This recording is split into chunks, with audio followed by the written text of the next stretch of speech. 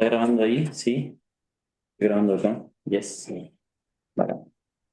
Bueno, hola. Bienvenido al auxiliar 3. No voy a bajar el telón porque voy a rayar en la pizarra. Perdón si no se ve tan bien acá. Pero la presentación es más o menos corta porque lo único que no hemos visto en auxiliares que si vieron en clase, aparece, son los mapas de Carnot. ¿Sí? Así que vamos a partir con eso y con un pequeño resumen primero de formas de minimizar funciones booleanas. Lo que vimos en el auxiliar pasado fue que hay métodos algebraicos, aquí no se ve bien, pero es básicamente ocupando los teoremas, álgebra de Boole, uno puede como hacer la matraca para llegar a funciones que son más mínimas, es decir, empezar a reducirlas. También hay otros métodos como el mapa de Carnot que se pueden clasificar como métodos visuales, donde tenemos este mapita que es como una transformación de las tablas de verdad que nos ayuda a minimizar las funciones. El auxiliar de hoy día lo vamos a estar enfocando más que nada en mapas de Carnot, pero les comento que igual hay otras alternativas. Los mapas de Carnot tienen como una desventaja que funcionan hasta 4 variables. Después empieza a ser un poco más cacho. En cátedra probablemente vieron que uno puede ocupar mapas de Carnot como para 5 o 6 variables, pero es básicamente ocupar varios mapas de Carnot de 4 variables. ¿Cuál es la gracia de los mapas de Carnot? Que las celdas que son adyacentes, los minitérminos difieren en solamente un bit. Entonces uno los empieza a agrupar. Si quisiéramos poner una quinta variable en el mapa, tendríamos que como extender esto hacia el lado y ya no se cumple esto de que todas las celdas son adyacentes entre sí, de que difieren en un bit. Entonces uno tiene que empezar a jugar como en la tercera dimensión y pones como un mapa de Carnot sobre otro y haces como un cubo. Es un poco más caro. También hay otras alternativas que son los mapas de entrada variable o mapas MEP, que no se ven en el curso, el profe en otro curso usa este tipo de mapas, que son básicamente una extensión de los mapas de Carnot, donde si se fijan, dentro del mismo mapa tenemos variables, ya no tenemos unos y ceros, sino que tenemos otras variables y podemos poner expresiones adentro. Entonces acá tengo 4 mapas MEP, que todos son de la misma función, pero si se fijan se van reduciendo. Pues este es de 4 variables y tiene la E metida adentro. Después de 3 variables, de A, B, C, pero el D y E están adentro. Y así. Bueno, acá hay otra alternativa y acá después queda solamente con 2 variables. Y adentro tenemos expresiones más complejas. No tienen por qué enfocarse mucho en esto. De hecho, creo que el profe lo menciona nomás en las cátedras, pero en otro curso entra más en detalle con esto. Yendo al detalle de cómo funcionan los mapas de Carnot, como les comenté, suelen ser de 2, 3 o 4 variables. Y tienen esta forma, que a mí es la forma que me gusta de dibujarlos. Hay varias alternativas, el profe en la cátedra de hecho les pone como 3, me parece, formas distintas de dibujarlo. A mí me gusta esta porque encuentro que es más directa. Si vemos el mapa de 4 variables, acá en los ejes tenemos como los valores que toman las variables A, B en el eje como el vertical y en el horizontal C, D. Entonces acá vamos anotando los minitérminos, por ejemplo, cuando es 0, 0, 0, 0, es el minitérmino 0 y acá pondríamos un 1, un 0, dependiendo de qué estamos haciendo. Pero básicamente así se va construyendo. Uno en los ejes va poniendo las combinaciones de las variables. Si se fijan este que es de 2 variables, tenemos en un eje la A, en el otro la B y hacemos todas las combinaciones. Después acá en 3 variables, en un eje tenemos como BC, entonces ponemos todas las combinaciones de BC. Y siempre se está cumpliendo esto de acá, de que las celdas adyacentes difieren en un bit. Entonces, de aquí a acá, si se fijan, solo cambia la C, de aquí a acá solo cambia la B, etcétera. Los mapas de Carnot tenemos que pensarlos como que no son así, sino que son como cilíndricos, como que se cierran en los extremos. Entonces, fíjense que la celda de aquí es adyacente con la celda de acá, porque solamente difieren el B. Y acá es 0, 0, 1, 0 y el A es 0, y acá es 0 y 1. Entonces hay que pensar como los mapas como que son cilíndricos, como que los extremos se cierran entre sí. Entonces las celdas que son extremas también son adyacentes entre ellas. Bueno, puse que si tenemos una función como suma de producto o producto de suma, que lo vamos a ver en el auxiliar, vamos a ir rellenando los mapas que nos dan los minitérminos con 1, que nos dan los maxitérminos con ceros. ¿Qué significa eso? Que si nos dan una función que nos dicen que nos dan una función cualquiera que nos dice que la suma de los minitérminos, por ejemplo, 0, 1, 3, acá tendríamos que poner un 1 en el 0, el 1 y el 3. Entonces, si se fijan acá, esto es 0 porque es 0, 0, 0, 0, después esto es 1 porque es 0, 0, 0, 1, 1, 0, 0, 1, 1 es 3. Entonces, por eso puse esos 3 1.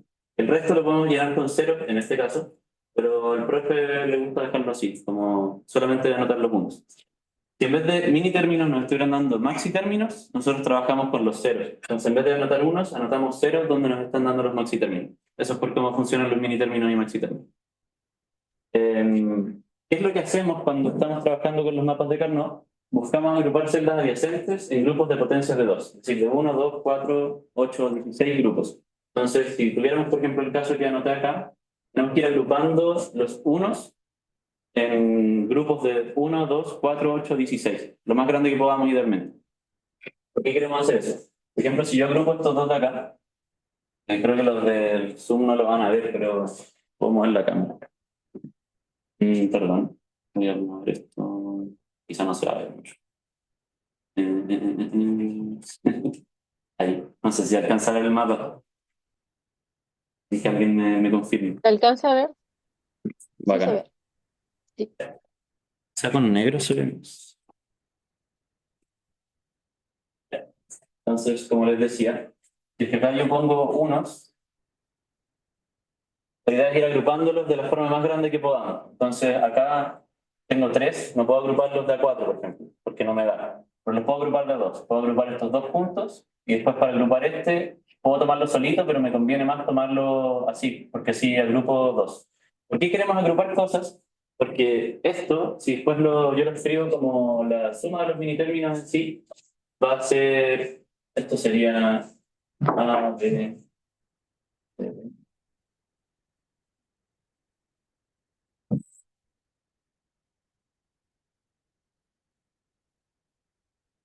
Tendré que mover de nuevo la cámara, perdón. Un poco de zoom out para que se alcance a ver eso. Ok, sí. Ya. Esta es la misma expresión que tengo arriba, que es lo mismo que estamos trabajando acá. ¿Qué significa cuando estamos agrupando? Si es que nunca entendieron eso como de la clase, es que cuando yo agrupo cosas, lo que estoy haciendo es aprovecharme que estas celdas difieren solamente en una variable para poder reducirlas. Entonces, por ejemplo, este es el 0, este es el 1, mi término 0, mi término 1. Y yo los agrupé juntos con el primer circulito que hice. Entonces eso significa que difieren solamente en una variable. Si se fijan, la D es la que difiere. ¿Y a qué me refiero con que difiere? Es que acá está negada, aquí no está negada. Entonces podemos factorizar todo el resto, poner A, B, C negado, y acá poner un D negado más D. Y esto es un 1.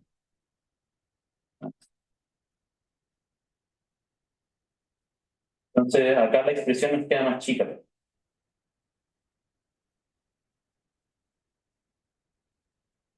¿Sí? Ese fue el resultado de agrupar estos dos de acá. Después, como agrupé estos dos de aquí, podría volver a hacer lo mismo de incluir nuevamente el mini término 1 acá. ¿Por qué lo puedo volver a incluir? Porque está aquí. Entonces puedo volver a sumarlo y me da lo mismo. Si se fijan, este pasa que de nuevo difiere el C ahora. Entonces, como que el C lo voy a poder simplificar haciendo lo mismo que hice acá. Y de esa forma me va a quedar esto así. C, acá se va a morir el C y me va a quedar A terminado D. Y ahí nos queda una expresión un poco más chica. ¿Por qué queremos agrupar más cosas? Porque si hubiera tenido, por ejemplo, más unos acá, pude haber tomado, en vez de estos dos, pude haber tomado los cuatro acá. Y eso me hubiera permitido reducir más variables. Lo único que yo me fijo cuando estoy agrupando cosas es ver en las columnas y en las filas que difieren en los ejes. Por ejemplo, acá difiere el D, porque el D cambia de 0 a 1, y en el eje de acá cambia el B, porque el B cambia de 0 a 1. Entonces sé que el B y el D se me van a simplificar. Sí. ¿Por qué había dicho que podía hacer acá? Sí. Porque está aquí. Entonces lo puedo volver a poner. Y como a la tabla de verdad no me va a cambiar, porque la función es la misma. Si yo tengo esto y le sumo, lo puedo haber sumado acá, lo puedo haber puesto dos veces mi término uno, y como está todo sumado, da lo mismo. Porque es como que se pueden absorber, pero igual los puedo separar. ¿Sí? ¿Pregunta? Sí. ¿Es?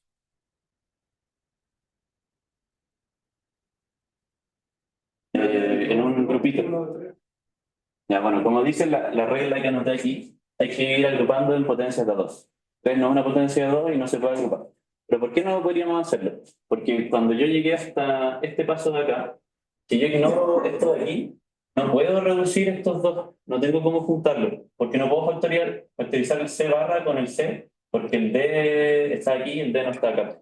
Entonces no lo puedo factorizar para hacer este truco de reducir más la expresión. Por eso no se pueden tomar como números que no sean potencias de 2. Que al tomar potencias de 2 se cumple esto de que podemos ir reduciendo las variables que van como intercalándose de negado y no negado. No sé si lo ves. Bacán. Esto lo vamos a ver harto en la auxiliar, así que no voy a seguir desarrollando tanto y era como para simplificar. Pero noten que hay como distintos tamaños de mapas de Carnot. A veces vamos a estar trabajando con unos de 3 variables, de 4, de 2 es raro, pero de 3 y de 4 vamos a usar harto. Y cumplen lo mismo, de que tenemos que estar siempre agrupando cosas en potencias en grupos de potencias de 2, y hay que acordarse que los bordes son como cilíndricos, ¿sí? De que esta celda es adyacente a esta celda. Con el de 4 pasa algo chistoso de que las esquinas son adyacentes entre sí. Si tuviéramos unos acá, las 4 esquinas son adyacentes. Ahí si lo piensan un poco, ven que es verdad. Y por ejemplo, este y este tienen 1, 0 en común, y después en el C y D difieren en el 0. Lo mismo pasa para el de arriba, y después entre los verticales, el C y D se conserva, por ejemplo, acá, y después entre el A y B cambia el A. Y así vamos a notar que son adyacentes. Lo vamos a ver en más detalle. Por último, puse dos definiciones que las saqué textual de las cátedras del profe, porque al profe le gusta como preguntar esta veces de identificar cuáles son los implicantes primos y cuáles son los implicantes primos esenciales. Lo vamos a ver en un caso en particular del auxiliar, pero la definición está ahí. Los implicantes primos son términos productos combinando el máximo posible de celdas adyacentes. Entonces acá, por ejemplo, tomé estos 4, eso sería un implicante primo. Si yo tomara estos 2 de aquí, eso no sería un implicante primo porque yo podía tomar el grupo de 4, que es más grande. ¿Sí? Entonces, ese grupo de 2 como que es redundante y no nos interesa. También tiene que ser potenciado. Sí, siempre los grupos tienen que ser potenciadores. Por último, hay otra definición que es el implicante primo esencial, que es el que se define como un implicante primo, que es el único implicante que encierra uno o más minitérminos. ¿Qué significa eso? Que a veces nos va a pasar que, por ejemplo, vamos a tener más unos acá y podemos empezar a agrupar cosas así, o otro uno acá, donde podemos tomar estos dos. Por ejemplo, igual podríamos tomar estos dos. Los implicantes primos esenciales son los que encierran algún minitérmino y son los únicos que encierran algún minitérmino. Por ejemplo, este grupo de 4 de acá es un implicante primo esencial porque es el único que toma estos dos unos. Pero este de aquí, que está tomando los dos horizontales, no es primo esencial, porque esos dos también los considera como el de aquí y el de acá. Entonces, hay que ver como los que son encerrados solamente por un grupo son esenciales. No sé si entendieron esa definición, es un poco rara, pero visualmente uno puede determinar cuáles son los esenciales viendo los grupos que solo encierran un único minitérmino. ¿Sí? Ya. Ese caso, el que está en militar, ¿me sigue esencial? Porque Claro. menciona. Sí, porque es el único que encierra este uno acá. Ay, Sí. Eso. Les incluí una última slide de algo que creo que todavía no han visto, así que tal vez me lo voy a saltar un poco, pero lo incluí porque a veces ha pasado que el profe alcanza a llegar hasta esta materia en el control 1, entonces hace una pequeña pregunta de ¿qué es el método de Quinn-McCloskey? Que es otro método para minimizar funciones, que es equivalente a usar un mapa de Carnot en el sentido de que vamos a llegar a la misma expresión final, pero el método de Quinn-McCloskey resuelve los problemas que tiene el método de Carnot, o sea, el mapa de Carnot, que es el tema de que no podemos usar más de 4 variables. ¿Sí? Quinn-McCloskey es como un algoritmo más general que lo podemos como automatizar y no es nada visual. Entonces lo podemos programar, de hecho, como en un computador y te va a optimizar todo solo. En cambio, el mapa de Carnot termina siendo un algoritmo como que depende de uno porque tienes que encerrar grupos y tienes que darte cuenta que las cosas funcionan.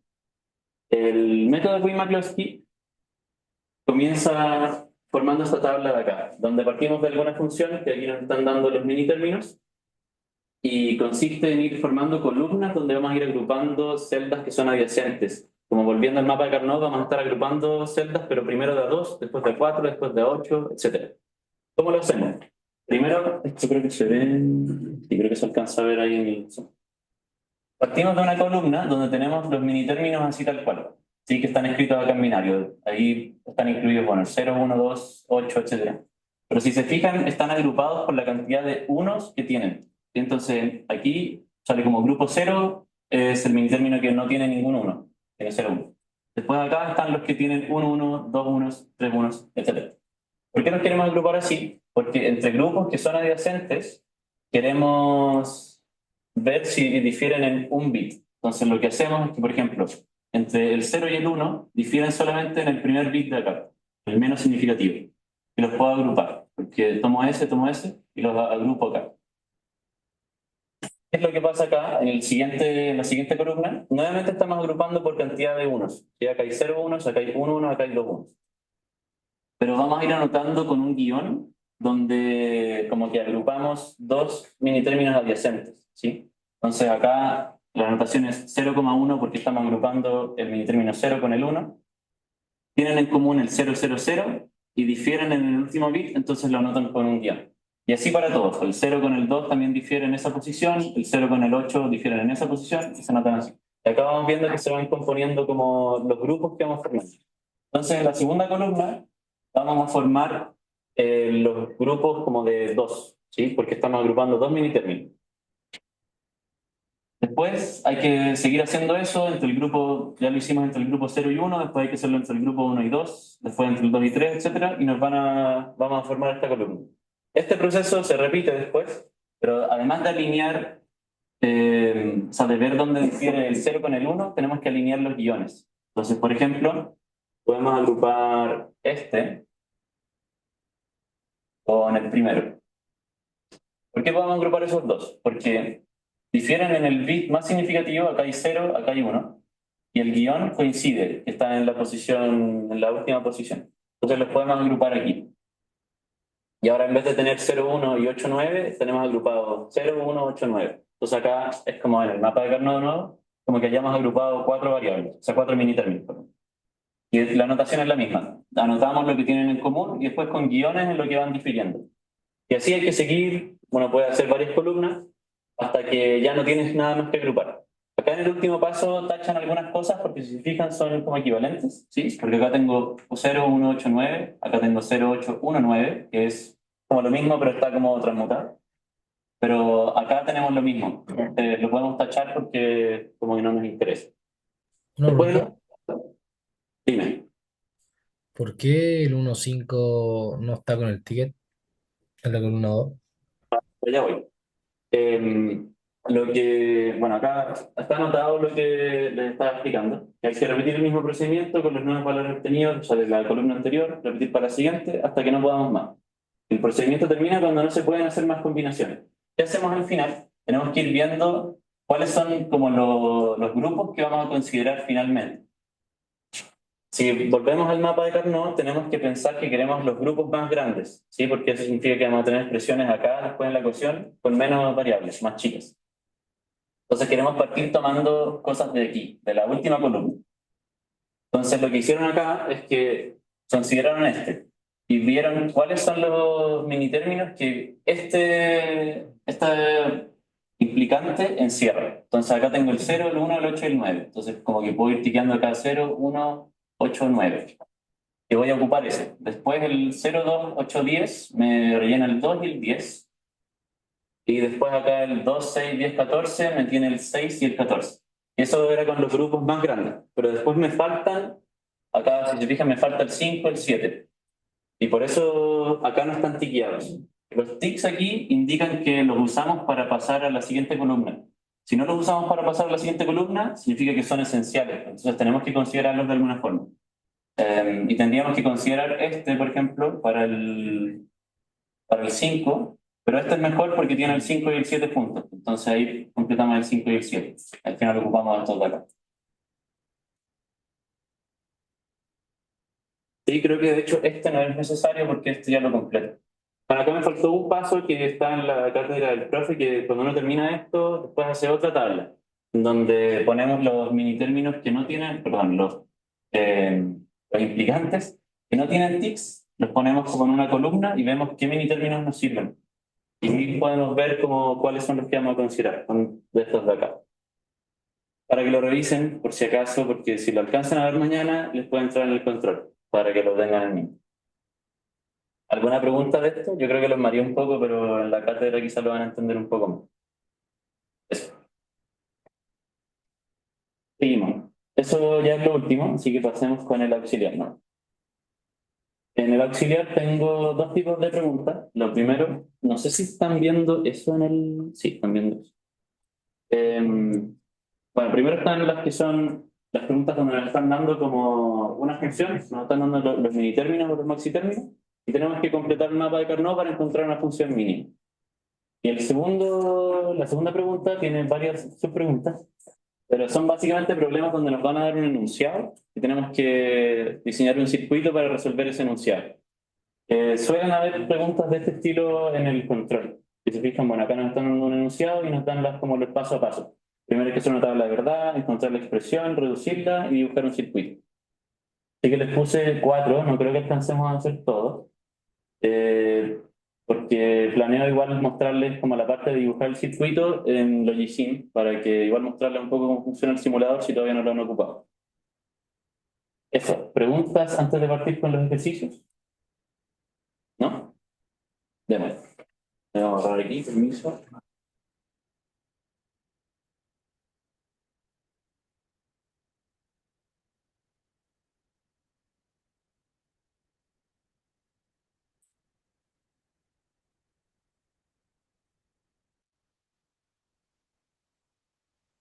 Devolver la cámara.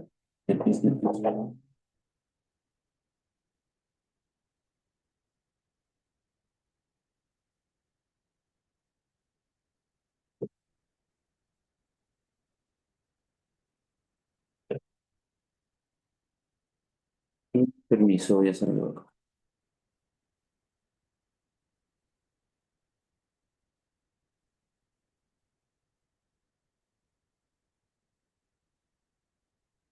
Bueno, partamos. Entonces, con la P1 vamos a estar reduciendo las expresiones que tenemos acá. La primera, bueno, no voy a anotar como la tabla de verdad, sino que voy a transferir eso al tiro al mapa de Carnot. Entonces, primero les voy a explicar cómo a mí me gusta dibujarlo. Lo que yo hago es ir construyendo el mapa en esta como grilla de 4x4. Así que a los costados voy a anotar las variables que vamos a estar ocupando y las combinaciones que van tomando. Así que yo primero hago como escribo el 00, 01, 0. ¿Por qué hago esto? Porque estos van a ser los valores que tienen A y B. Y recuerden que entre una fila y la siguiente difieren en un bit. Entonces acá como que no estoy contando en binario. Porque si estuviéramos contando en binario sería 0, 1, 2, 3, pero acá tengo anotado 0, 1, 3, 2.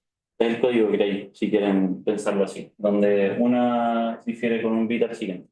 Y después hacia la derecha voy a hacer lo mismo. Entonces 0, 0, 0, 1, 1, 1, 1, 0. Y esto va a ser C, Y. Esto tenemos que pensarlo como que el número que nos están dando acá en binario, como el del minitérmino, corresponde a juntar ABCD en binario. Es decir, como que voy a tomar como ABCD es mi número. Entonces, 0001 es 1. Porque igual lo pueden pensar al revés. Si yo pongo CD y AB acá, como que se cambia un poco la cosa. Hay que tener cuidado con eso. Acá como está anotado A, B, C, D, ese es el orden como del bit más significativo es la A, el D es el bit menos significativo. Aunque eso no es tan importante en verdad, pero para que sean cuidadosos. Después hago la grilla. O me quedo todo chulo.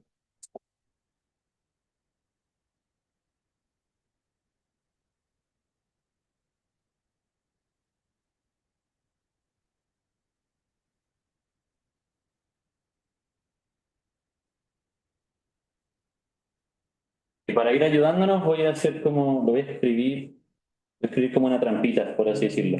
Voy a escribir una trampita para que no nos confundamos. En cada celda, en una esquinita, voy a anotar a qué minitérmino corresponde. Entonces vamos a partir contando de arriba a la izquierda, porque acá está el 000, y esta va a ser un 0. Entonces acá voy a ir anotando como el número del minitérmino al cual corresponde cada casilla. Si se fijan, vamos a contar hacia la derecha, porque después viene 0001, así que esta es la 1. Como les dije acá, hay que saltarse esta para el 2, es decir, el 2 va acá, y después volvemos al 3 aquí. Y ese es como el patrón que tenemos que usar para contar. Entonces vamos a ir hacia allá, nos saltamos una y después volvemos. Entonces el 3, después pasa el 4 aquí, 5, 6, 7. Después en vez de esta me voy a saltar una hacia abajo porque acá está el 3 y quiero pasarme al 2. Entonces aquí está el 8, 9, 10, 11, y ahora vuelvo acá. 12, 13, 14 y 15. Siempre pueden corroborar que esté bien el número si pasan esto a de binario decimal. Entonces, 1, 1, 1, 0 es 14, 1, 1, 1, 1 es 15, etc. Lo pueden hacer como para cada celda. Lo siguiente que vamos a hacer es anotar unos, porque acá nos están dando el mini término. Entonces vamos a anotar unos en las casillas donde sí tenemos un mini término. Entonces en la 1, 2, 4, 5, 9, 10, 12, 13 voy a anotar unos en el mapa. Así que es la 1, 4, 5, 1, 2, perdón. 9, 10. En el resto yo no anoto los ceros para que no molesten, pero si quieren los pueden anotar. Y ahora hay que empezar a agrupar cosas. Entonces recuerden que tenemos que agruparlos de la forma más grande que podamos. Para eso me voy a ayudar de algunos colores para hacerlo un poco más fácil. Entonces yo al tiro intento agrupar como las cosas más grandes. Por ejemplo, acá tengo 4 puntitos que puedo agrupar así. Después tengo uno vertical que puedo agrupar de a 4 también, que se fijan estos de acá. Y por último me quedan estos dos de acá. Estos dos no los puedo juntar de a 4 porque tendría que tener unos acá o en las esquinas. Entonces, como no puedo agruparlos de a 4, los voy a tener que agrupar de a 2. Los puedo juntar o anotarlos así. Y yo lo voy a anotar así como que el círculo no se cierra, pero se cierra por arriba. Como que no está cerrado. Después hay que anotarle con expresión. Esto ya es como el proceso de minimización, lo de hacer los grupitos. Pero ¿cómo queda minimizada después la función? Tenemos que fijarnos, como les comentaba, las variables que varían entre filas o columnas. ¿A qué me refiero con eso? Por ejemplo, el grupo azul que tengo acá, estos 4. Si miramos las filas, vemos que el A varía de 0 a 1 y el B se mantiene constante. Entonces el A se me va a simplificar, que yo hago como la desarrollo, porque el A cambia de 0 a 1. Después, si vemos las columnas, el C se mantiene en 0, pero el D cambia de 0 a 1. Entonces el D se me va a simplificar. Así que el B, perdón, el azul me va a quedar como algo B por C. Y ahora para saber cuál está negado y cuál no, si es que tiene un 1, no está negado. Y si es que tiene un 0, acá el C tiene un 0, va negado. Entonces, ese implicante donde junté los 4 minitérminos del 4, 5, 12, 13, corresponde a B0. Si yo hubiera hecho todo el desarrollo de anotar el minitérmino 4, 5, 12, 13, lo hubiera sumado y hubiera hecho el desarrollo de empezar a simplificar, me hubiera pasado esto de que hubiera podido factorizar el A, hubiera podido factorizar el D y se me empiezan a simplificar cosas y hubiera llegado. Y eso tenemos que hacerlo para todos los grupos. Entonces, después el rojo, si se fijan, cambia el A y el B, porque entre estos dos cambia el A de 1 a 0 y entre este y los de afuera cambia el B de 1 a 0. Entonces se me mantiene constante el C, D. Así que acá me va a quedar 0. El C va negado de nuevo porque tiene un 0. Y por último el verde, lo voy a anotar aquí, nos debería quedar de 3 variables en vez de 2. Porque solamente estamos agrupando 2 minitérminos, entonces el implicante nos va a quedar de 3 variables porque se nos va a simplificar solo uno. En cambio, los otros, cuando agrupábamos 4, se nos simplifican 2, por eso queda 2. Si nos fijamos acá, varía el A, porque el A está en 1 acá, después acá está en 0, entonces esto me va a quedar como B, B, D. Y veamos cuáles están negados. El B está negado porque tiene un 0. Y después el D está negado porque tiene un 0 acá. Por lo tanto, la expresión mínima después nos va a quedar como la suma de todo esto. Si nos va a quedar BC negado más C negado D, más D negado C, D negado. Y así se ocupan los mapas de campo. Dime. Todos los indicadores son Sí, en este caso sí.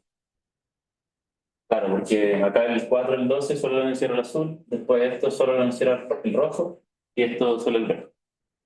Sí.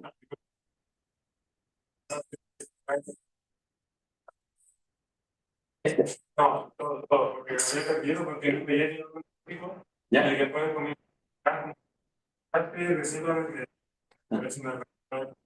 Ya, pero la parte de los números chicos la entendiste. Sí. Ya. La parte de los números chicos es solo para rellenar los minitérminos de pasarlos de aquí al mapa. De hecho, no es necesario que los anoten.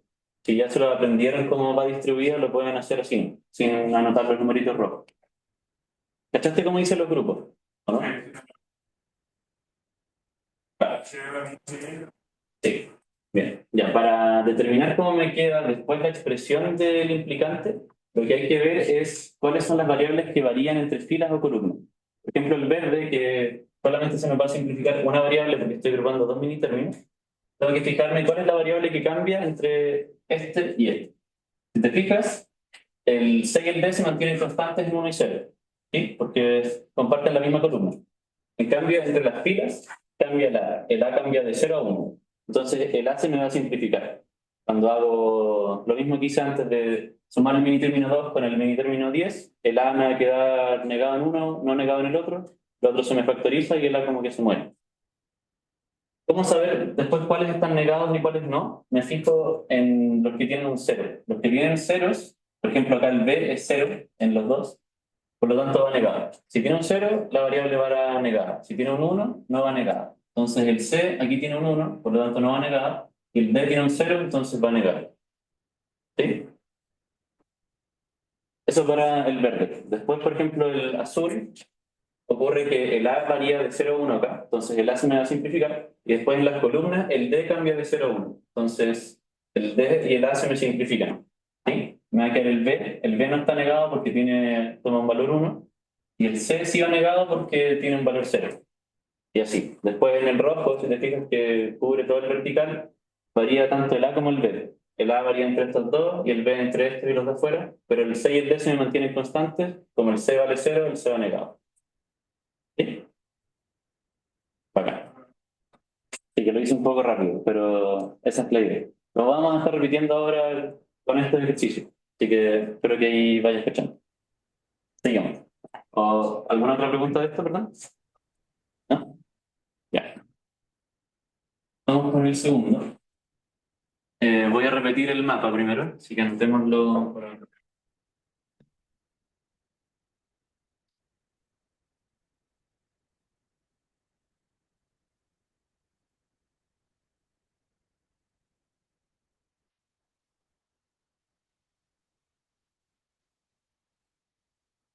Es muy feo. Bueno, voy a comentar algo solamente. Acá puse AB y después puse CD arriba. Lo que les comenté antes, que esto uno igual lo puede hacer al revés. Yo puedo poner el AB aquí, AB y el CD acá. ¿Qué pasa si hago eso? Hay que considerar que el A y B son más significativos que el C y el D cuando estamos transformando como los números de binario a decimal, por así decirlo. Entonces, si es que yo lo anoto de esta forma, pues en vez de contar hacia la derecha, voy a contar hacia abajo. Porque el 6D va a empezar a cambiar acá. Este es el 0 todavía, porque es 0, 0, 0, 0. Pero después 0, 0, 0, 1, el 1 va aquí. No va hacia la derecha. Después el 2 está acá. El 3 está aquí. Y de ahí seguimos. 4, 5, 6, 7, 8.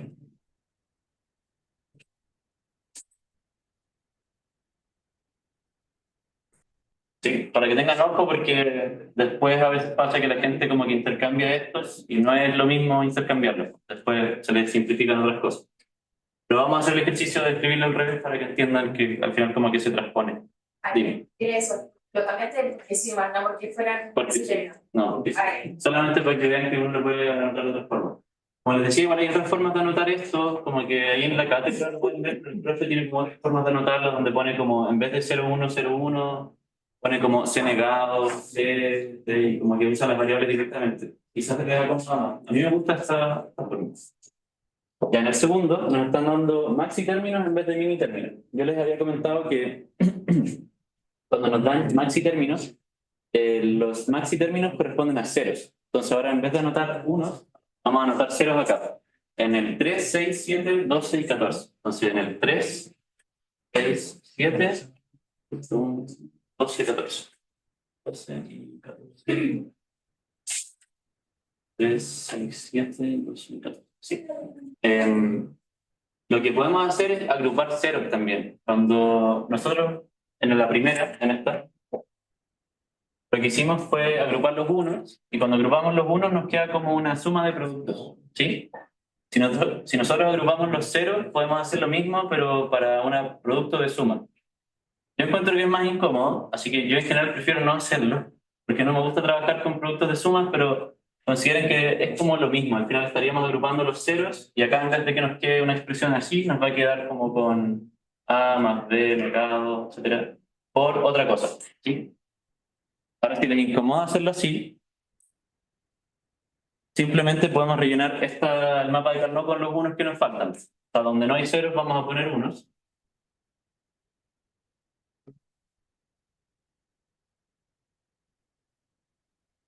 Y empezamos a jugar. Si quieren borro los ceros para como no perdernos tanto. Encuentro que molestan. No sé si alguien ve alguna agrupación buena. Tírense cualquiera, que esté mal. Yo veo formas de agrupar de a cuatro. No sé si alguien ve formas de agrupar de a cuatro. ¿Sí? ¿Alguna? ¿La última columna? Ya, esto dice. Ah, ya. Ya. ¿Otra? Voy a anotarla con verde, ¿no? Que no tengo muchos colores. ¿Qué más? Para agarrar este uno de acá, por ejemplo. Ya, bien.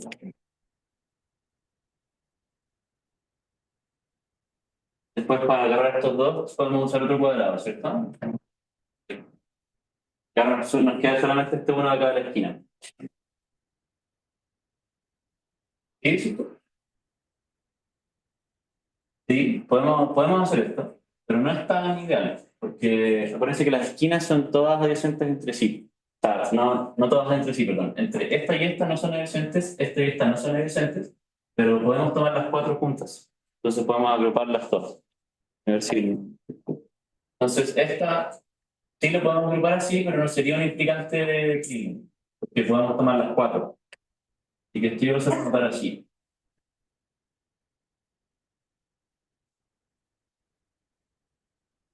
Aquí nos pasó que tenemos como muchas cosas, y si se fijan hay como cosas que sobran, entonces, o sea, porque hay demasiados grupos, a eso voy. Entonces ahora es donde empieza a importar un poco más lo de los implicantes primos esenciales, porque los esenciales sí o sí van en la ecuación final, pero los que no son esenciales como que tal vez no los vamos a necesitar. Vamos viendo, el azul lo tenemos que tomar sí o sí, porque es el único que considera el 2 de acá, así que voy a ver, aquí corresponde el azul. Digamos, entre estas dos, si se fijan, cambia el C, y después entre estas dos cambia el A. Así que van a quedar B negado porque el B está en cero, y D también negado. Ya después, el 4 solamente es encerrado por el cuadradito rojo. Entonces, también sería un implicante primo esencial, así que igual lo vamos a considerar. Lo voy a anotar aquí. Ahí cambia el D y cambia el B, así que nos va a quedar A negado porque el A está en cero, y C también negado porque está en cero. Por último, el otro que es esencial es el cuadrado rojo de acá, porque es lo único que encierra el 15. Entonces también lo vamos a tener que considerar sí o sí. Esto sería, aquí cambia el C y aquí cambia el B. Así que va a quedar A, B. Ninguno negado porque los dos están en... Y ahora podemos anotar los otros. Pero si se fijan, los otros que me dijeron, los que es toda la fila y toda la columna, no nos dan más información. Por ejemplo, este de acá ya está encerrado por el azul y por el rojo, y este de aquí ya está encerrado por los dos rojos. Así que no tenemos por qué anotarlo en la ecuación final, porque ya están todos encerrados. Ahora tal vez en el control igual les van a pedir anotar todos y después decir como cuáles son esenciales, cuáles no, que es como lo que hicimos ahora. Los verdes en este caso no serían esenciales. Acá vemos que la columna cambia el C y el D, así que nos va a quedar AB, el B negado. Y en la fila tenemos CD, C negado. Y que estos dos no son esenciales, así que podemos no ponerlos en la ecuación del final, porque los mini términos que encierran ya están considerados por el resto. Así que el F y I serían, primero voy a anotar los esenciales porque van sí o sí, entonces sería el BD más AB más. Y los otros puedo no anotarlos. Si los anoto y empiezo como a desarrollar, vamos a ver que se van a poder como meter en las otras variables, en las otras expresiones. Si yo pongo acá, no lo voy a hacer por temas de tiempo, pero si pongo AB y el B negado, que es este, que no es esencial, probablemente lo voy a poder absorber con otras expresiones que tengo acá y se me va a reducir, porque ya está considerado dentro de la expresión final. Así que esto no es necesario poner. Pero sí es importante revisar que cuando uno ya como que anota la expresión final, revisar que hayamos encerrado todos los unos de la función. Porque si no encerramos todos los unos de la función, puede que nos esté saltando alguno. Y a veces pasa que si solo tomamos los esenciales, nos van a faltar algunos unos. Vamos a ver un ejemplo en el que pasa eso. Pero ese sería el resultado. Entonces eso no lo vamos a considerar. ¿Preguntas de eso? No. Ya. Diego, Dímelo. es que en el que encerraste como en la última fila, ¿por qué no va una C también? Considerando que igual C no cambia entre esos dos unos. En este, No, en la última fila, última fila. Acá. sí, El azul. sí. No sé si alcanza A a la ver. izquierda igual hay un, la izquierda igual hay un uno, ¿o no? Sí. Y, ya, entonces, ¿por qué no se escribe el C también? Que las cuatro esquinas están tomadas juntas. Entonces, Ah, no es que esté tomando las esquinas de abajo y las dos esquinas de arriba, sino que las cuatro esquinas están agrupadas en un mismo grupo. Entonces, el ya, C, fíjate que queda de aquí a acá, por eso se me simplifica. Entre la primera y ya, la ya. última fila, Ujú. Ya, gracias. de nada. Siguiente lo voy a hacer acá abajito, que creo que da el copio. Y de nuevo voy a anotar la tabla primero.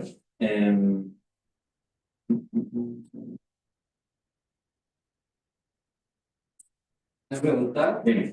¿no es que cuando son mini términos, como que uno dice que el cero es con negado y cuando es maxi término se da vuelta? Sí. Entonces, en ese caso de si hubiese hecho la tabla con los ceros, ahí también tendría que haber dado vuelta eso, ¿no?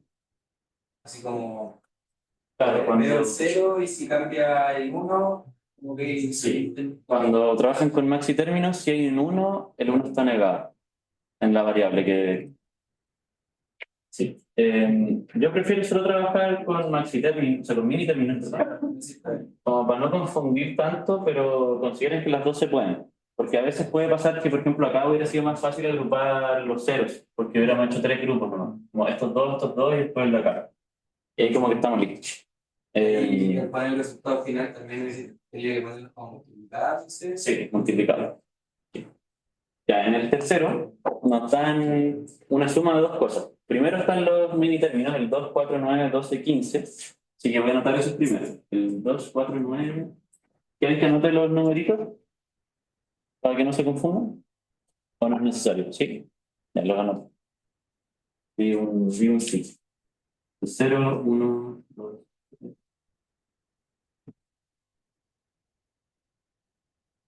3.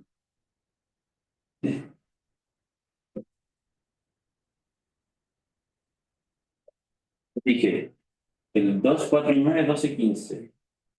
2, 4, 9, 12 y 15. Y después nos dan esto de acá. Está anotado con un phi, a veces puede estar anotado con un phi o con una D. ¿Qué representa esta suma de aquí? Son los que acá sale, no importa. ¿Sí? No importa o don't care. A veces el profe lo anota en inglés. ¿Qué son estos de acá? Son valores que no nos importa si son ceros o son unos en la expresión final.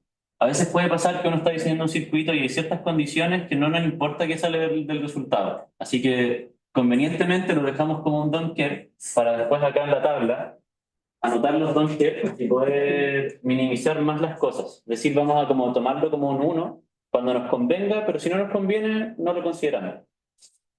Y entonces en el 3, 5, 6 y 3. Entonces, ¿qué pasa con los don't care? Los podemos tomar o podemos no tomarlos. Así que pensemos a priori que son un 1. para poder agrupar cosas más grandes. Pero si hay algún don't care que no encerramos, no importa porque literal no importa. ¿Sí? Son solamente para poder hacer grupos más grandes y que la expresión final nos quede más chica. ¿Por qué queremos que la expresión final nos quede más chica? Porque se traduce en un circuito que ocupa menos espacio. Vamos a usar menos compuertos. Ese es como el objetivo final. Así que démosle. Acá yo veo al tiro que podemos agrupar estos cuatro de aquí. ¿Sí? Si no tuviéramos los don't care, yo hubiera tenido que tomar estos dos nomás. Pero como tengo los dos don't care aquí, puedo aprovecharme de ellos y decir como ya los voy a considerar como un uno. Entonces los voy a agrupar. Y de esa forma me va a quedar una expresión de tres variables, perdón, de dos variables, en vez de una de tres, que hubiera tomado por estos dos. Esa es la gracia. Una Ya, pregunta, después, dime.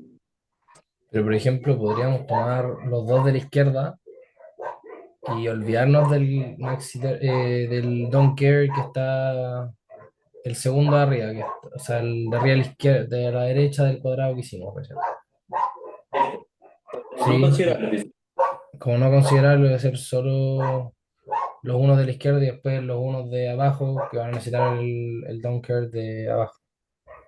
Sí, o sea, que podemos no considerarlos, pero si no los consideramos, la expresión nos va a quedar más grande. Ese es el problema de no tomarlos en cuenta. Por ejemplo, si tuviéramos un don't care aquí, lo voy a anotar en rojo como para que se note que no es parte de esto. Si tuviéramos un don't care acá, a mí no me sirve de nada agrupar estos dos juntos, porque no quiero tener un término extra, así que no quiero agruparlos. Este en particular como que no agregaría ningún valor. Ahora, justo los que tú mencionas del 5 y el 13, estos de aquí, sí, me gusta tomarlos porque me va a quedar una expresión un poco más chica. Si yo no los considero, solo voy a poner encerrar estos de acá, así, y me va a quedar una expresión más grande al final, porque voy a tener una variable extra. No sé si lo ves. Vale, gracias. Asumo que es un sí. Ya, seguimos entonces. Tenemos que agrupar, partamos con este uno de acá y este uno de aquí. Si no tuviéramos el don't care que está acá, tendría que tomarlo solito. Sí, tendría que solamente encerrar acá. Cuando uno lo encierra solo, fíjense que uno toma el mini término completo, ¿sí? Porque no lo reduzco con nada, entonces me quedaría un término de cuatro variables.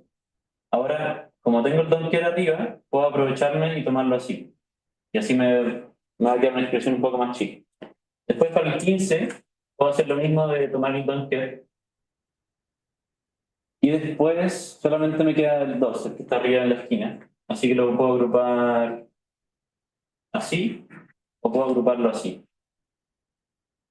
Tengo dos opciones. Acá empiezan a pasar cosas un poco raras cuando uno se va a la definición de implicante primo esencial para que lo tengan en cuenta. Los implicantes primos esenciales no consideran los don't care. Entonces, por ejemplo, el verde que dice aquí es el único que encierra este don't care, pero no es esencial. ¿Por qué no es esencial? Porque el rojo también encierra el uno. Entonces hay dos implicantes primos que encierran a este uno.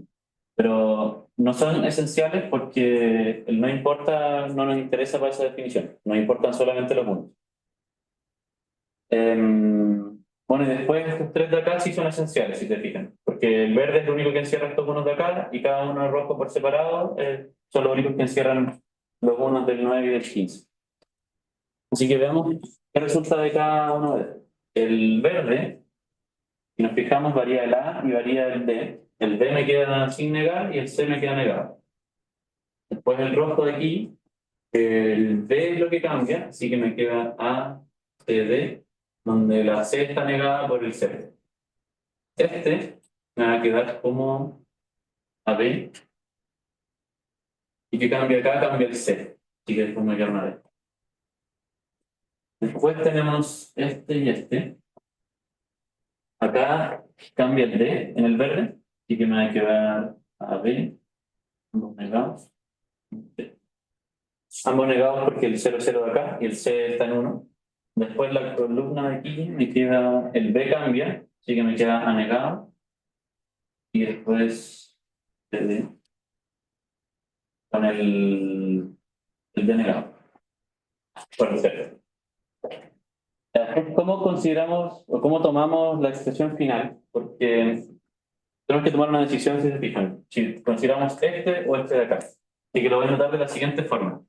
Este 3 sí o sí lleva los tres de abajo, porque ya dijimos que estos tres eran esenciales. Entonces, sí o sí va a ser DC más ACD más AB. Y después tenemos que encerrar este ¿Cuáles 1. eran los esenciales? Los tres de acá, el verde grande, el verde que encierra los 4, y después los dos rojos que encierran el 1 del 9 y del 15, para tomar Pero este bien. incluso si consideran a los Donkey. Sí, porque lo que te interesa es que encierren al 1. Y estos rojos son los únicos que encierran esos 1. Entonces son esenciales. Pero no habías dicho que no, como que no consideraban a los Donkey, ¿o no? A lo que me refería es que si hay algún implicante que es el único que encierra un único don't care, no es esencial. Es el verde de arriba a la derecha, por ejemplo, es el único que encierra el don't care que está en el 3, en el mini término 3. Pero no Ujú. nos importa como no es esencial por encerrar el don't care, sino que lo que nos interesa para la definición de los esenciales son los unos. Y el uno que está en la esquina está encerrado por dos otras agrupaciones, entonces no es esencial. Ah, ya, caché. Ya, Ya. gracias. Bueno, ya lo que te estaba comentando es que para encerrar este uno de acá, tenemos dos opciones. Podemos anotar esta o esta. Así que yo en general esto lo anoto como con una llave así de esas, donde represento que hay dos opciones.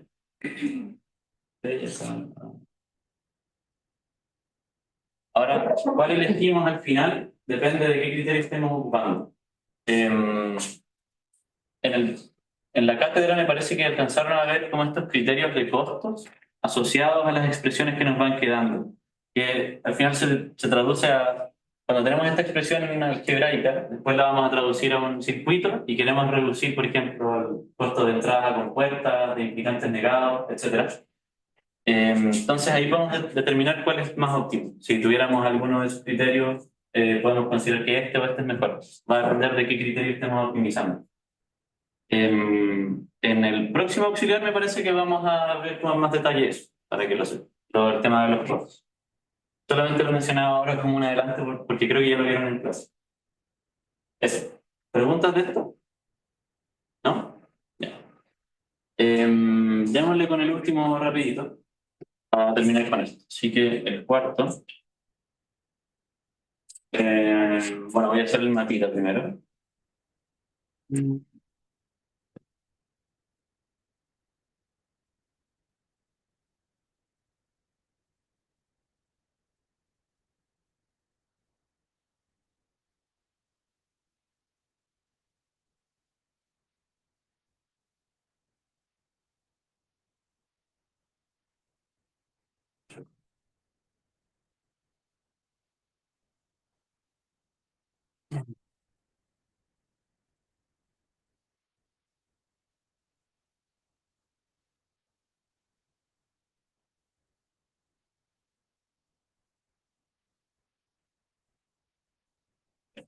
Ahí tengo el mapita listo.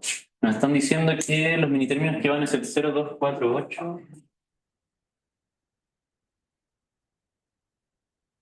14 y 15. Y ahora los vamos a quedar son el 7, el 10 y el 13.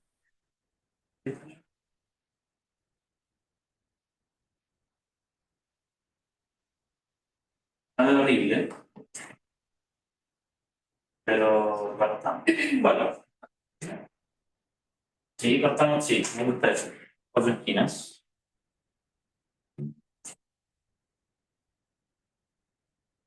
Después, ¿Cuánto es 5? ¿el 5? Sí. Bueno, eso va a ser que sea más bonito. Ya, con el 5 yo creo que vamos a tomar los 4 del medio, ¿sí? Para agarrar estos dos puntos. Y solamente me faltan los de los extremos, o sea, perdón, este 4 y este 4. O sea, el 14 y el 4, perdón. Así que podemos encerrarlos de dos formas. Podemos encerrarlos así o para acá. Y acá pasa lo mismo que tenemos dos alternativas. Vamos a hacerlo con el downget o podemos hacerlo con el ins. Esta pregunta la saqué del control del año pasado, del control 1, que nos daban esa expresión y lo que había que hacer era primero pasar el mapa de Carnot, encontrar todos los implicantes primos, después determinar cuáles eran esenciales y finalmente encontrar la expresión reducida. Así que vamos viendo como caso a caso. Y si se fijan, el de las cuatro esquinas es esencial sí o sí, porque es el único que toma estos dos de acá. Así que, bueno, voy a anotar primero lo que es. Acá cambia el A y cambia el C. Entonces esto va a ser B negado, D negado. Voy a anotar aquí como voy a anotar como un asterisco, el asterisco que es esencial. Después, bueno, hagamos todo lo que vi. Este de 4 cambia el A aquí y cambia el C acá. Entonces nos va a quedar BD, ninguno de los dos negado. Y aquí está el caso donde yo les decía que este encierra dos don't care, pero los unos que encierra son encerrados por otro grupo. Así que este no es esencial. Porque los unos que tiene son encerrados por otro grupo. Entonces este no es esencial, el verde que tiene. Pero sí es un implicante primo. Seguimos. Nos queda el negro de acá. Ese cambia el B, así que nos va a quedar A, C, D. ¿Y por qué si era primo? Pero no es esencial. Está implicante primo porque estamos tomando el grupo más grande que podemos, pero no es esencial porque los unos que contiene son encerrados por otros implicantes primos. Ah, ya. Dale. Gracias. Vale. Después, este de aquí nos va a quedar, si se fijan, cambia el B, así que nos queda AB, el A negado, después el C negado. Y me quedan los dos de acá. Así que el negro de acá es AB man, cambia el D de aquí a acá, así que el sea solito. Y después nos queda este donde cambia el B aquí. Y aquí nos queda A y el D negado porque el D está en cero. Ya, entonces el único esencial era este de acá. Entonces, para anotar la expresión final, siempre anotamos primero los esenciales porque son esenciales, así que van a ir sí o sí. Bueno, no lo mencioné, pero los otros ven por qué no son esenciales. Porque los unos que están acá están encerrados por otros grupos y los del medio ya habíamos comentado que no eran esenciales. Sí. El AC denegado, Este. no, perdón, el ABC, sí, ¿por qué no es esencial si el otro que encierra el segundo que está en el 14 tiene un cambio? Igual es un grupo, es un implicante primo válido. También podemos hacer esa relación. Y como el 1 del Ministerio 14 lo encierran dos implicantes, no es un implicante primo social. Sí, buena pregunta. Bueno, y acá vamos a tener distintas alternativas probablemente para cerrar todo. Porque ahí cerramos las cuatro esquinas, así que nos faltan estos unos de acá. Por ejemplo, podríamos tomar los dos grupos que son horizontales. Entonces, puedo anotar el más A, B, C negado y el A, B, C. Sí, ahí anoté las cuatro esquinas y después este y este. Y ahí si se fijan ya encerré todos los puntos. Pero hay otras formas de encerrar todos los puntos. También podríamos considerar el del medio, o sea, acá como que van a haber distintas formas de anotar las expresiones, eso voy. Podemos considerar el BD del medio, pero después estos unos igual nos quedan sueltos, así que habría que ver como otra forma de considerar. Pero esta es una expresión válida. ¿Preguntas? ¿De eso? Pero ¿y si el otro nos queda con menos negaciones, preferimos el otro? Va a depender del criterio que estés ocupando para elegir como cuál es más óptimo. Si es que quieres como una expresión acá con menos entradas, o si quieres que haya menos variables que estén negadas, depende del criterio que estés ocupando. Ok. Eso. ¿Alguna otra pregunta de esta? Yo, Bien. en teoría, solamente funcionaría solamente colocando los esenciales nomás, como por ejemplo el B barra y el D barra. No, porque si solamente pusiéramos el B negado D negado, no estaríamos considerando, por ejemplo, los dos unos que están acá y los dos unos que están acá. Entonces la expresión no nos quedaría igual. Los esenciales son los que tienen que ir sí o sí en la expresión final. Y después los que no son esenciales, igual hay que incluirlos, pero que no sean esenciales significa que hay distintas formas de incluirlos. Eso Ya, iba con que como incluirlos con esta agrupación o considerando el grupo grande del medio y después otro adicional, etcétera. Igual vamos a ver, también creo que en la próxima clase auxiliar, que a veces uno quiere incluir todos estos grupos intermedios, que como que van conectando un implicante con el siguiente, porque eso hace que la expresión final sea más grande, pero sea más robusta a algunos errores que pueden producirse en la implementación. Lo vamos a ver más adelante. ¿Otra pregunta? ¿O seguimos? Seguimos. Diego, Sí. Voy a borrar por mientras, entonces, pero dime. dale. Entonces el B barra D barra era el único esencial. Sí, el único esencial. Ah, ya. Sí, pero no significa que la expresión sea solamente B barra de barra, también puede incluir el resto. Claro, para que cubra todos los uno. Sí.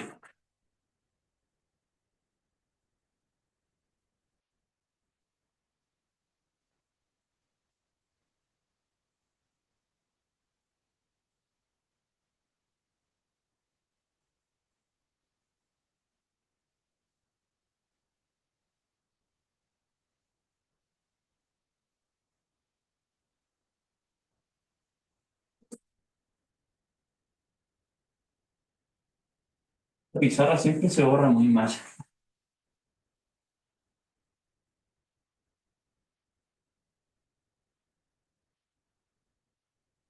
Visión. En la P2, como les comentaba antes, nos dan como estos 4 pasos, donde tenemos que determinar una tabla de verdad para el problema que nos están dando, encontrar la expresión canónica, es decir, suma de producto, producto de suma, después minimizarla y dibujar algún circuito que implemente eso. Entonces hay 4 ejercicios. El primero me parece que fue de algún control, no me acuerdo de qué año, pero básicamente nos están dando este enunciado donde nos dicen como que los neumáticos de un avión tienen unos sensores que indican si es que la rueda está tocando el suelo o no. Si es que la rueda está tocando el suelo, arrojan un 1, si es que están como flotando, arrojan un 0. Y lo que nos piden es diseñar un circuito combinacional que nos dé como una señal que nos diga que el avión está volando. Si el avión está volando es porque tiene 2 o más ruedas desplegadas. Así que, ¿qué significa eso? Vamos a hacer una tabla de verdad para partir como la primera parte de la pregunta, donde voy a tener los 3 sensores. Le voy a poner C1, C2, C3. Y voy a anotar aquí la salida de nuestro sistema. Lo que nosotros queremos obtener es la salida. Así que primero voy a ver todas las combinaciones de la tabla de verdad. Y voy a ver que aquí voy a anotarlo de la misma forma que les comenté la clase pasada, como intercalando la frecuencia de los 1 y 0. Voy a separarlo un poco más. Acá sería 0, 0, 1, 1.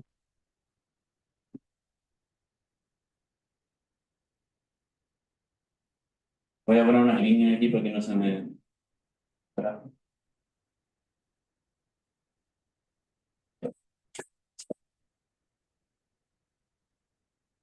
Entonces, ¿qué queremos que haya en la salida de eje? Dijimos que cuando hay 2 ruedas levantadas, tiene que haber un 1 en la salida, porque eso significa que el avión está volando.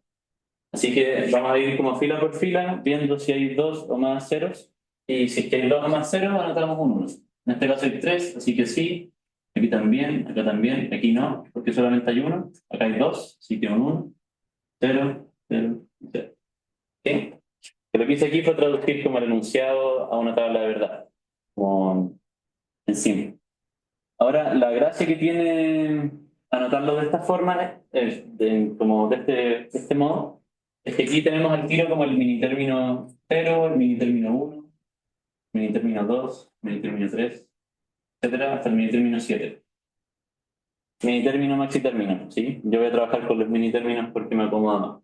Entonces, después, F, por acá, para anotarlo como esa suma canónica, lo podemos anotar como la sumatoria de los mini términos donde tenemos unos en la función. Entonces sería el 0, 1, 2 y este es el 4.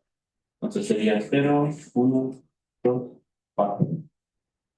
Y lo podemos anotar con C1, C2, C3. Con las negaciones no lo voy a hacer porque estamos un poco contra el tiempo. Pero se entiende que esto se puede traducir anotando cada mini término. También lo podríamos Pregunta, anotar como... Dímelo. si hubiera una rueda como entre medio, porque entiendo que la rueda del medio está como por el frente, pero si hubiera una rueda de entre medio, como de las dos ruedas de los lados, eso podría ser como un término don't care, Claro, podría ser como un donker. Los donker, porque no puede, dime, sí, porque no sí. puede estar, eh, esa no podría estar en el suelo sin que otra esté en el suelo y Claro. que la otra no esté así. Sí, lo ¿Funcionaría podríamos así? considerar, pero sería raro porque sería como una columna completa que no nos interesa, es como una variable extra. Los donker ocurren cuando hay como una condición donde no nos interesa el resultado. Que Ok. no se me ocurre como un ejemplo ahora, pero a veces pasa que uno tiene un sistema que está compuesto de distintos sistemas adentro. Por ejemplo, un procesador que tiene como una parte que se preocupa de la aritmética, otra de hacer, no sé, pues, de registros que van a guardar valores, etcétera. Entonces, a veces pasa que si tú estás haciendo alguna operación, por ejemplo, estás guardando algo en un registro, no te importa qué esté pasando en la unidad de aritmética. Entonces ahí como que te nace un donker, donde le vaya a mandarle una instrucción a los registros, pero después la ALU, que es la unidad aritmética, como que da lo mismo lo que pasa. Que sume, que reste, que haga lo que quiera, como no importa. Que al final pasa como cuando hay jerarquías, por así decirlo, dentro de los sistemas, donde como que gana uno sobre el otro y como que nacen donkers. Quizás les va a pasar eventualmente. Como que en el diseño una vez se da cuenta que hay condiciones que no te importan, básicamente. ¿Qué pasa si no se haga una acción? No necesariamente. ¿No? No, No siempre son evitables, ¿no? claro. Sí. Como que a veces pasan nomás, pues como que va a tener como algo andando, entonces siempre se va a dar esa condición, pero no te importa lo que pase en el resultado porque no lo vas a considerar. Pero como que el circuito va a estar prendido igual, así que haga lo que quiera, pero no importa lo que te entregues. Sí. Bueno, volviendo acá, les comentaba que sí lo puedo anotar como es una suma de productos o como un producto de sumas donde aquí ocuparíamos los maxi términos y habría que ver los ceros. Entonces sería como el complemento de esto, sería el 3, 5, el 6 y el 7. Y de nuevo, para minimizar lo que es lo que nos piden ahora, podríamos tomar esto y empezar a matraquearlo. ¿Sí? Como escribir los mini términos acá y empezar a juntar cosas, etcétera. Pero ya tenemos la herramienta de los mapas de Carnot, así que ocupemos un mapa de Carnot mejor, porque va a ser más fácil. Aquí vamos a ocupar un mapa de Carnot de tres variables, si se fijan, porque solo tenemos C1, C2, C3. Lo pueden anotar así, donde C1 va a tomar 0, 1, y después en el otro eje vamos a tener las combinaciones de las dos. 0, 1, 1. Y acá C2, C3. Me quedo mezcla. Tiene que un poquito horrible la tabla, pero ahí está. Y así.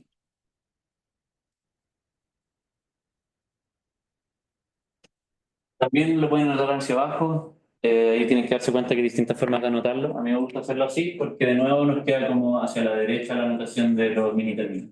Ya 0, 1, 2, 3, después el 4K, 5, 6, 7. ¿Y ahí dónde tenemos unos? Tenemos unos en el 0, 1, 2 y 4. Entonces, 0, 1, 2 y 4. Así que agrupemos.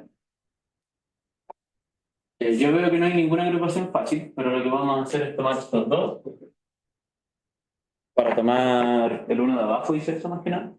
Y después nos quedaría, por ejemplo, tomar estos.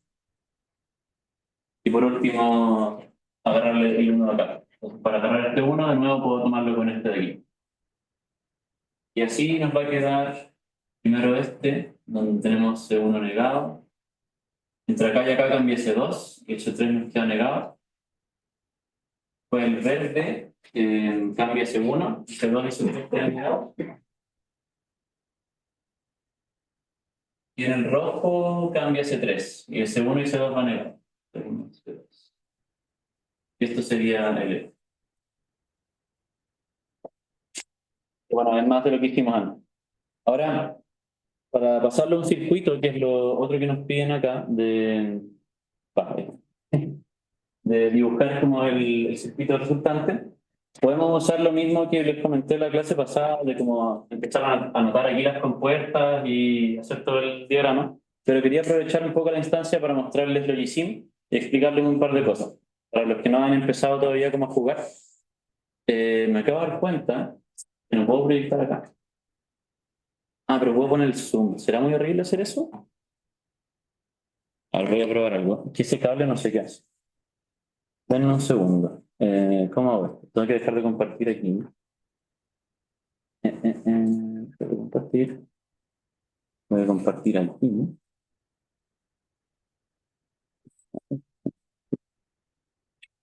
Se me ocurre poner el zoom aquí, aunque tal vez va a ser un poco horrible. ¿Qué tanto delay hay aquí? Hola. No creo que está bien. ¿Ven el Logisim allá o no? En el zoom. Sí se ve. Ya, para acá. Aquí. Ya. Perdón si se ve un poco chico. Ah, aquí sí sería bueno bajar un telón. Creo que sí se ve.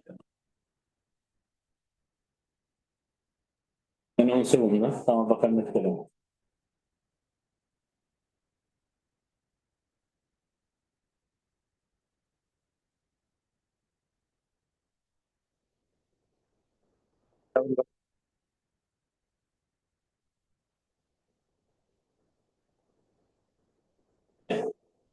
Entonces, si no se han metido a Logicima aún, básicamente esto es lo que ven, ¿sí? Donde tenemos como la parte de la izquierda, tenemos componentes y tenemos las propiedades de los componentes que vamos a estar ocupando.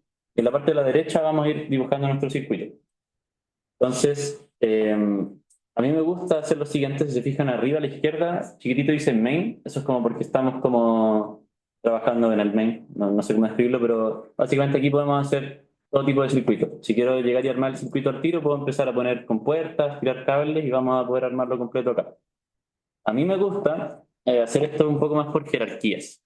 Si yo voy aquí arriba a la izquierda, tengo un más. Y si aprieto ese más, puedo hacer un circuito que voy a usar como bloque en otro circuito. Entonces, por ejemplo, acá le voy a poner P2, 1, porque voy a hacer el circuito que va a ser la P2, 1, ¿sí? ¿Qué va a pasar después? Yo voy a poner acá las entradas, las salidas, y el P2, 1 lo puedo usar en el main. Puedo como usar ese circuito como un bloque, pero en main. Y después los cambios que hago en P2, 1 se van a ver reflejados en main. ¿Por qué haríamos eso? Porque los circuitos a veces empiezan a quedar muy grandes. Entonces es mejor trabajarlo por bloques y después podemos conectar todos los bloques entre sí. ¿Cómo vamos formando un puro bloquecito? Si se fijan, hay una lupa que nos indica dónde estamos trabajando. Ahora estoy parado en main. Para cambiar hay que hacer doble clic ahí encima. Y ahí entro al otro bloque. Entonces, para definirnos un bloque, lo que necesito es saber las entradas y las salidas. Las entradas y las salidas están en los pines de acá arriba. Los pines que van hacia este lado. Ah, estoy tocando esto. Espera. Me sale algo del zoom justo donde quiero hacer clic. Listo. Estos pines son los de entrada y estos pines son los de salida. No sé si puedo hacer un poco de zoom, sí. Entonces los que tienen como los que van hacia la derecha. ¿Va? ¿Por qué no se ven? Ah, parece que puse. No, le puse pausa a la transmisión. Espérame. ¿Por qué le puse pausa a la transmisión? Voy a compartir de nuevo. Share. Perdón, ahí sí. No sé qué hice, perdón. No, aquí estoy bien, sí. Entonces les decía, estos de aquí son las entradas porque si se fijan la flecha apunta hacia un cable. Estas son las salidas porque el cable como que sale en una flecha, entonces eso va hacia afuera. Entonces cuando yo me voy definiendo estas entradas les puedo ir poniendo nombre, por ejemplo a este le puedo poner C1, después puedo poner otra entrada que va a ser C2 y puedo poner una que va a ser C3. Y la salida le voy a poner F-1. ¿Qué va a pasar después? Cuando yo vuelvo al main, yo puedo tomar el bloque del P2 y ponerlo aquí. Y me salen las entradas C1, C2, C3 y F1. Entonces, de esa forma les digo que es un poco más cómodo hacer los circuitos y podemos hacer pruebas como en main, pero después si quieren hacer cambios en P2, etcétera. Lo que yo suelo hacer es que hago toda la lógica en un bloque como este y después todo el circuito de prueba lo hago alrededor de este bloque. que es lo que vamos a hacer ahora. Entonces, primero hagamos el circuito. Estas cosas las pueden mover, voy a mover esto. Pueden cambiar la orientación, pueden cambiar la cantidad de bits, todo sale acá abajo a la izquierda en la parte de propiedades. En este caso voy a trabajar con cosas que son de un bit, pero si quiero puedo poner, por ejemplo, una entrada y que sea de 3 bits. Perdón. A cada data bits le pongo un 3 y ahora van a ser de 3 bits en vez de 1. Voy a hacerlo solamente con, o sea, lo voy a hacer con 3 entradas porque va a ser un poco más cómodo para entenderlo. Pero lo puedo hacer de la otra forma, sería equivalente. Entonces, ¿qué vamos a tener que hacer? Es implementar esa función de ahí, donde tenemos 3 compuertas AND y una compuerta OR con 3 entradas. Si voy acá arriba a la izquierda me sale gates, acá tengo las compuertas básicas. Yo les recomiendo que ocupen estas porque hay otras que si van como al donde dice TTL, salen como los mismos integrados que ocuparon en el laboratorio, pero es un poco más cacho ocupar estos, así que vamos a ocupar las que son como ideales, estas. Y esas ocupenlas en los desarrollos de los laboratorios, no ocupen los TTL acá en el Logisim. Pueden ocupar directamente esto. Entonces, ¿qué vamos a necesitar? Voy a mover esto un poco hacia acá. Aquí. Dime. Ese programa es para usar en el laboratorio. Sí, sí, sí. Por eso lo estoy mostrando ahora. Voy a hacer un circuito aquí para implementar eso. Entonces, como dije, vamos a ocupar 3 compuertas AND. Aquí me empieza a dar todo el toque a mí, así que perdón si empiezo como a mover todo para que todo calce. Y para no hacer el circuito tan enredado y poner como la variable y la variable negada, que es como lo hicimos en el AUX1, que se acuerdan que pusimos como verticales las variables y las variables negadas, para ahorrarnos un poco como que nos queda un espagueti de cables, lo que podemos hacer es que en las entradas de las compuertas podemos decir si están negadas o no. En este caso, si se fijan, todas las entradas van a estar negadas, así que le voy a poner yes, y ahí salen con una pelotita. Que si se acuerdan, les comenté algo de que las pelotitas indican negaciones. Entonces eso indica que la entrada, antes de entrar, se niega. Así que vamos a ocupar 3 de estas en verdad. Después vamos a ocupar una compuerta OR, que voy a poner acá. Y esta compuerta OR queremos que tenga 3 patitas, porque vamos a meterle 3 variables. Así que acá, de nuevo, puedo hacer esto de como componer 2 para hacer una de 3 entradas, pero en el programita acá pueden cambiar el número de entradas, le ponen 3 y me genera una patita extra. Entonces voy a hacer esto así, para que salga más cómodo. Acá si se fijan me está marcando cosas en rojo. Las cosas en rojo es porque no están como bien definidas. Al final porque la entrada no está conectada a nada. Así que conectemos las entradas. Voy a tirar esto así solamente para que quede un poco más cómodo. Voy a tirar el C1 hasta abajo, después C2 abajo y el C3. Y ahora voy a tirar cables como hacia la derecha. Así mismo como lo hice en el auto pasado. Entonces tenemos que el primero es C1, C3 negado. Así que C1 lo voy a tirar acá, C3 aquí. El segundo es C2, C3, así que C2, C3. Y el último es C1, C2. C1, C2. De nuevo aquí, si el cable pasa sobre otro cable, pero no tiene una pelota, es porque no hay una conexión. Donde están esas pelotitas, estas, indica que sí hay conexiones. Ahora, igual podríamos hacer la prueba de todo el circuito acá. Arriba me sale como la manito del mouse, que esto es para moverse, para mover compuertas, etcétera, pero me sale una manito humana que está como así, como apuntando para arriba. Eso es para cambiar valores y empezar a probar el circuito. Con esta mano, si yo aprieto dentro de los inputs, me va a cambiar como de 0 a 1, me los intercambio. Entonces podemos ver la tabla de verdad aquí el tiro, si quieren. Entonces tenemos 0, 0, 0 y la salida es 1, así que la tabla hasta ahora la seguimos. Si cambio el C3 a 1, que es la siguiente fila, la salida sigue siendo 1. Después es así, el 2 sigue siendo 1, y cuando cambio el C3 a 1, ahora la salida se me hace 0. Así que seguimos viendo que todo funciona bien en la tabla de verdad. Después la siguiente va a ser el 1 en el C1 y el resto voy acá, 0, 0. La salida sigue siendo 1. No lo comenté, pero ¿cómo sé que es 1? Porque aquí sale un 1 y porque el cable acá sale como más clarito, ¿sí? También podríamos poner un LED o algo del estilo. Y sigamos con la tablita. Cuando tengo 1, 0, 1, la salida es 0, así que vamos bien. Después 1, 1, 0, la salida sigue siendo 0 y 1, 1, 1 sigue siendo 0. Entonces esa es como la forma manual de probarlo. Ahora, si no quisiéramos probar como valor por valor, lo que vamos a hacer también es volver acá a donde está el main y todos los cambios que hice están dentro de este bloque. Entonces puedo hacer todas las pruebas acá si yo quiero. ¿Cómo haría las pruebas yo en este caso? Las haría de la siguiente forma. Tomaría en wiring, hay una sí. hay un bloquecito que es un reloj. Entonces voy a tomar un reloj acá, otro y otro. Y voy a hacer como que haga esto todo el rato. Entonces, el menos significativo, que es el C3, que vendría a ser el de más abajo, voy a hacer que la duración de los periodos de alto y bajo sean 1. Después, en el siguiente, voy a hacer que la duración sea 2. Y en este voy a hacer que sea 4. De esa forma, voy a estar como escribiendo la tabla de verdad constantemente en mi circuito. Acá si quieren pueden tirar los cables con el mouse, pero un trucazo, si toman los tres, los mueven y los pegan como el puntito verde con el azul de aquí, ahí, y después lo tiran para atrás, se conecta todo de uno. Después, quiero ver qué está pasando en la salida, así que voy a poner en Input-Output un LED. Lo voy a conectar acá. Y ahora no está pasando nada, porque no he comenzado la simulación.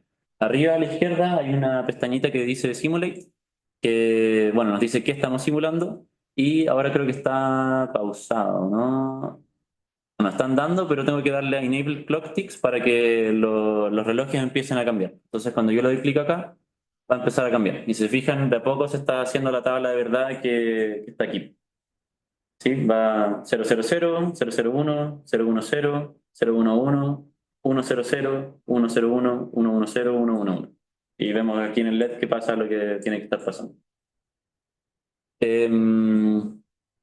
Ya se nos acabó la hora, increíblemente, pero quería alcanzar a hacer otro. Así que no sé si apañan a quedarse un rato más o dejamos los otros para, no sé, a la pauta. ¿Qué quieren hacer? ¿Seguimos? No, no creo. Seguimos. Voy a dejar de compartir mi pantalla para que vean la cámara.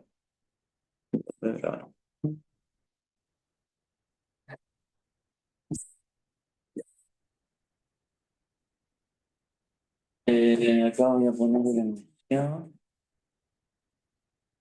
Perdón, no voy a compartir el enunciado para no enredarme tanto, pero la gente del Zoom lo tendrá por llamar. Quiero hacer, bueno, veamos los tres. 3 y 4 son muy largos, así que no vamos a hacer eso. ¿Por qué son muy largos? Porque va a pasar algo chistoso en que tenemos entradas de 3 y salidas de más de una. Sí, vamos a tener varias salidas. Entonces, como que las tablas que vamos a hacer, va a ser la tabla como normal acá, pero no vamos a tener solamente un eje, sino que vamos a tener varios ejes. Entonces, vamos a tener que hacer varios mapas de Carnot, uno para cada eje. ¿Sí? Voy a intentar mostrarlo bien en la pauta, pero nos queda como una tabla más larga, donde tenemos que hacer muchos mapas de Carnot por cada columna de salida. Esa es como la regla. Pero quiero hacer el segundo para mostrarles una cosa del Logicsim, más que nada. Así que démosle con el segundo, que nos dicen que hay que diseñar el circuito mínimo que implemente la comparación A mayor que 10. Es decir, que si A es mayor que 10, tiene que arrojar un 1. Veamos eso. Voy a borrar el.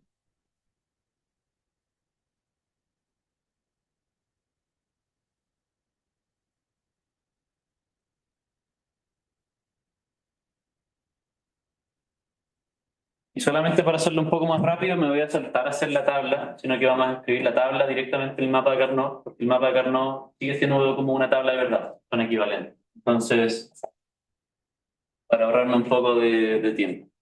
Así que voy a dibujar directamente la tabla del mapa de Carnot y vamos a ocupar 4 variables. ¿Por qué vamos a ocupar 4 variables? Porque si ocupáramos 3, el número A llegaría hasta 8.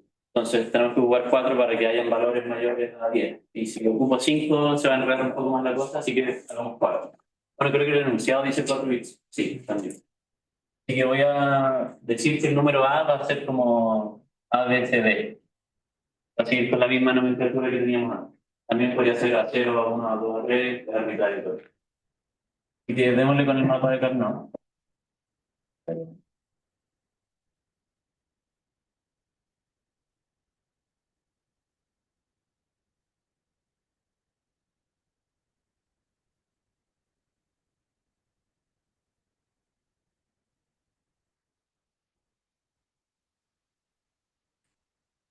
Yo voy a anotar los numeritos porque va a ser más fácil en este caso.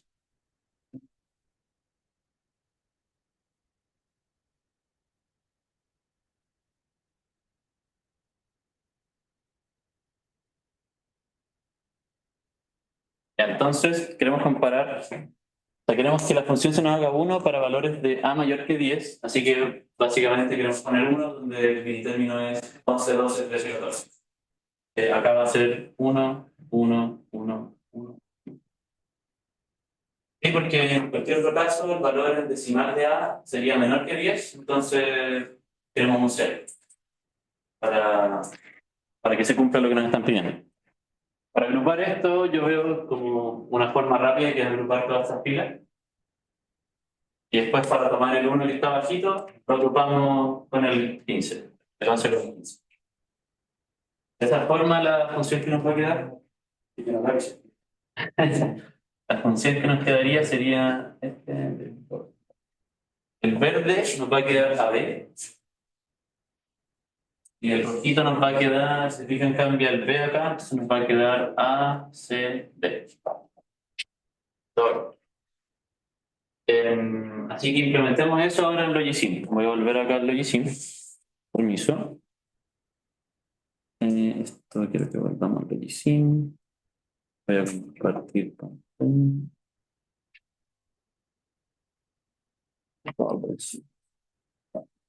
Ya. Bueno, esto sigue corriendo, pero chao con esto nomás. No nos interesa de momento. Voy a volver acá a Designs y voy a hacer un nuevo circuito, un nuevo bloque que va a ser la P22. Entonces, la P22 queremos que. Ay, ¿qué hice? ¿Sigue viendo? Sí. ¿Siguiendo ahí? Sí. Ya. En la P22 queremos que incrementar eso de ahí. Entonces, vamos a tener 4 entradas ahora. Esta va a ser A, B, C y D. Y vamos a tener una pura salida. Que pongámosle F de 2. Ya, después vamos a tener una compuerta AND de 2 entradas y una compuerta AND de 3 entradas. Entonces, de nuevo acá, para cambiar la compuerta AND esta para que tenga 3 entradas, aquí en Number of Pins le voy a poner 3 y ahora me pone una patita al medio extra. Y después queremos una compuerta OR. Aquí vamos a hacerlo así. Sí. Esto aquí. Aquí el top, pegando duro. Y voy a tirar esto de nuevo así para tener como todos los cables. Esto no tienen por qué hacerlo así. A mí me gusta hacerlo así porque creo que queda un poco más ordenado. Pero en el programa igual pueden ocupar como labels y ponerle etiquetas a las cosas, entonces no tiran tantos cables, sino que los labels como que son nodos que se comparten entre sí. Entonces pueden como hacer conexiones como a distancia, por así decirlo. Esta salida la voy a poner acá. Y tenemos que es AB, entonces va a ser AB. El otro es ACD. A, C. Ya. Estamos listos con eso. Vamos a volver al main ahora. Y te voy a poner el circuito de la segunda parte. ¿Por qué quería hacer una segunda parte? Más que nada para mostrarles que hay unos conversores de decimal a binario, perdón, de binario a decimal, que pueden resultarles útil para el laboratorio 1 o para otros laboratorios para ver un poco mejor qué es lo que está pasando. Entonces, primero voy a partir como con estos mismos 3 relojes, pero los voy a poner un poco más a la derecha.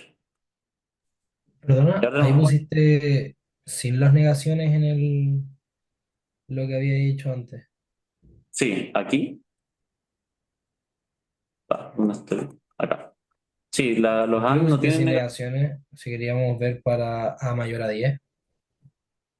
porque la expresión final que nos quedó, si ves la cámara, nos queda AB más ACD. No hay ninguna negación.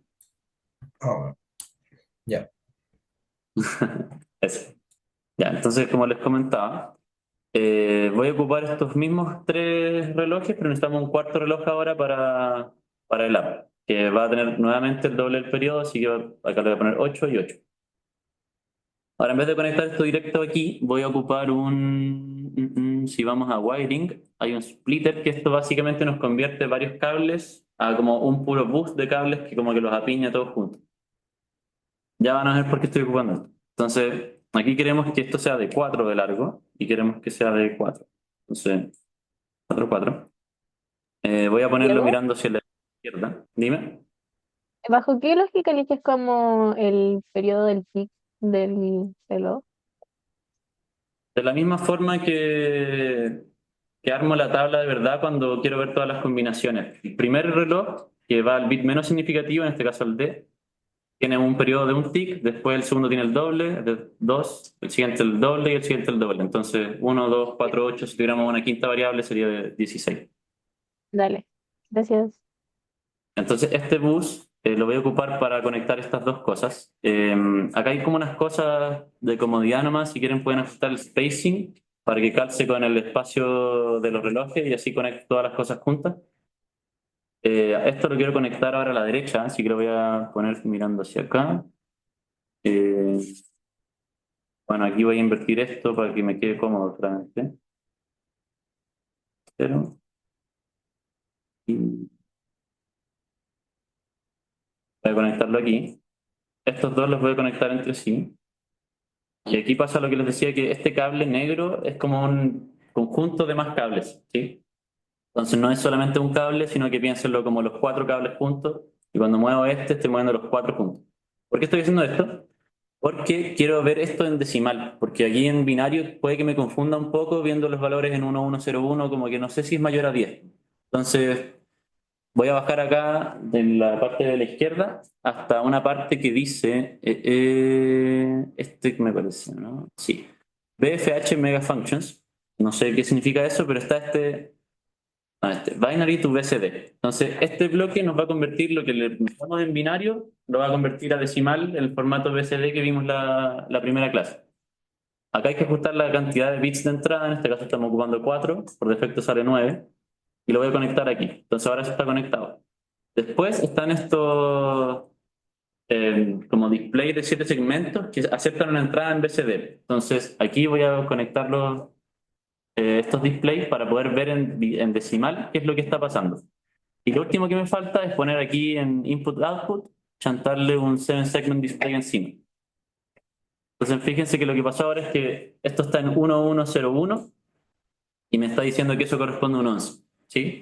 Esta circuitería es bien cómoda en general porque uno como que siempre traduce las cosas de binario a decimal y después opera. Entonces es bueno para saber qué es lo que está pasando. Y por último acá en la salida puedo de nuevo poner un LED. Y voy a volver a simular. Le voy a dar como... Ah, ¿qué está pasando? Está contando mal. ¿Por qué está contando mal? Eh, Está contando pésimo. Ah, ya sé qué pasó. Chao. Se me invirtió esto. Chao. Voy a dar vueltas todo acá, perdón. ¿O no? Bueno, lo que está pasando es que aquí el 0 tiene que ser el menos significativo, por eso está contando mal. Entonces tengo que poner esto así. Voy a poner 2, 3. ¿Va? ¿Qué pasó? Lo hice mal. El 3. Ahí. Entonces ahora el 0 está abajo, que eso es lo que queríamos. Ahora sí está contando bien, me parece.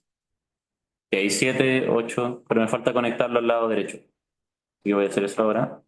Tengo que asegurarme que el menos significativo, el 0, sea el D, porque si no van a entrarle mal los datos a mi bloquecito.